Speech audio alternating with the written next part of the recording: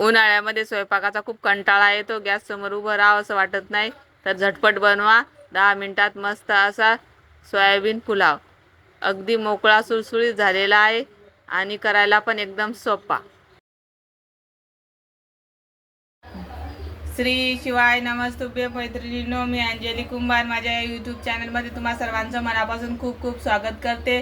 तर आज आपण बघणार आहोत सोयाबीन पुलाव. उन्हाळ्याचे दिवस आहेत आणि स्वयंपाकाचा खूप कंटाळा येतो. संध्याकाळच्या जेवणासाठी वरणफळं, खिचडी असे पदार्थ करत असतो. तर आज मी बनवणार आहे अतिशय पौष्टिक असा सोयाबीन पुलाव.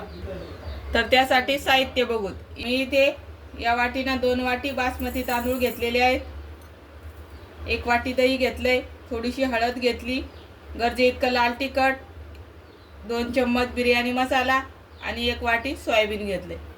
आता आपण भाज्यामध्ये बघूत काय काय घेतलंय. तर इथे मी 2 कांदे घेतलेले आहेत कट करून, थोडीशी फ्लावर घेतली, थोडेसे बीन्स घेतले, 2 टोमॅटो कापून घेतलेले आहेत, 1 बटाटा कापून घेतलेला आहे, 2-3 हिरव्या मिरच्याचे तुकडे, अद्रक लसूणची पेस्ट. तर खडे मसाले बघूत आपण. आता मी इथं 2 तेजपत्ते घेतलेले आहेत, 1 दालचिनीचा तुकडा, 2 लवंगा आणि 2 मिरे. तर आता आपण पूर्वतयारी करून घेऊ. भिजत घालायचे सोयाबीन मी हे गरम पाण्यामध्ये भिजत घालते 5 मिनिट. आता याच्यामध्येच थोडंसं मीठ घालून घेऊ, म्हणजे हे सोयाबीन अळणी लागणार नाही.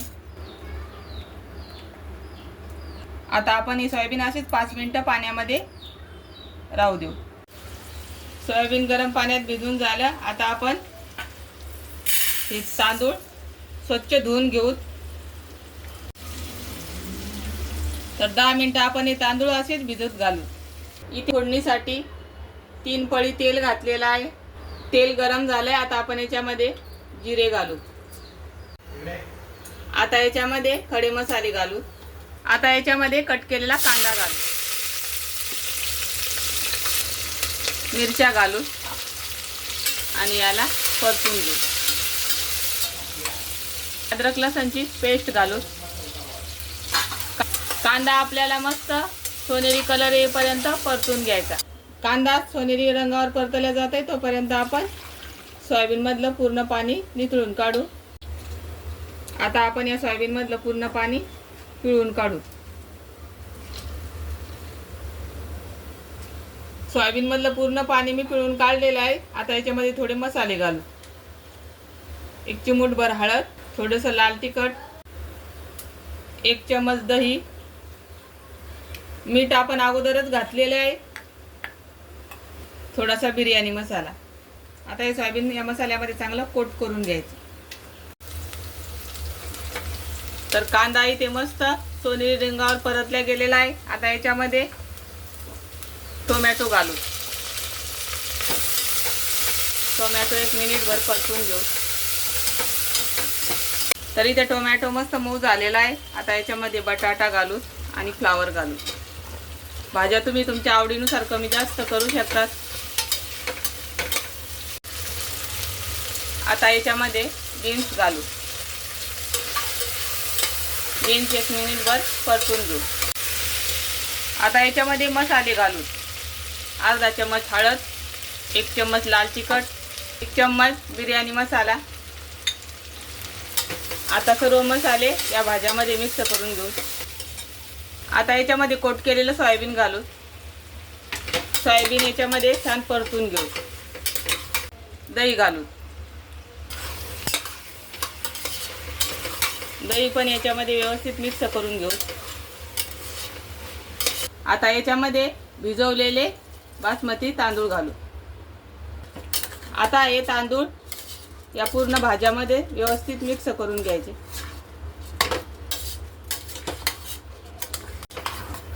तर इथे मी तांदूळ मस्त मिक्स करून घेतलेला आहे. आता आपण याला असंच 5 मिनिटं झाकून ठेवू. तर 5 मिनिट झालेली आहे आणि या भाताला मस्त वाफ बसलेली आहे. आता याच्यामध्ये पाणी घालू. या वाटीनं मी 2 वाटी तांदूळ घेतला होता, तरी इथे मी 3.5 वाटी पाणी घालणार आहे. आता आपण हा पुलाव कुकरमध्ये करतोय. तुम्ही जर पातेल्यामध्ये करत असाल तर दुप्पट पाणी घालायचं, 4 वाटी पाणी घालायचं. आता याच्यामध्ये चवीपुरतं मीठ घालू आणि पुन्हा एकदा मिक्स करून घेऊ. फ्रेश अशी कोथिंबीर घालायची आणि पुन्हा एकदा याला मिक्स करून घ्यायचं.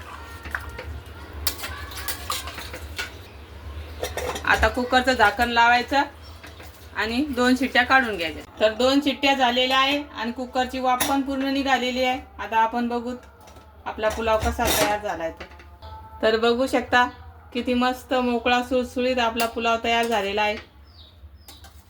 अगदी दाना दाना वेगळा झालेला आहे. आता आपण हा पुलाव सर्व करू. तर बघू शकता किती मस्त मोकळा मोकळा तयार झालेला आहे आपला हा पुलाव. तर या पद्धतीने सोया पुलाव तुम्ही नक्की करून बघा. अतिशय पौष्टिक असा हा सोया पुलाव लागतो. रेसिपी आवडली असेल तर लाईक शेअर सबस्क्राईब करा. अगदी बघू शकता एकदम मोकळे मोकळे झालेले आहेत आपले सोया पुलाव.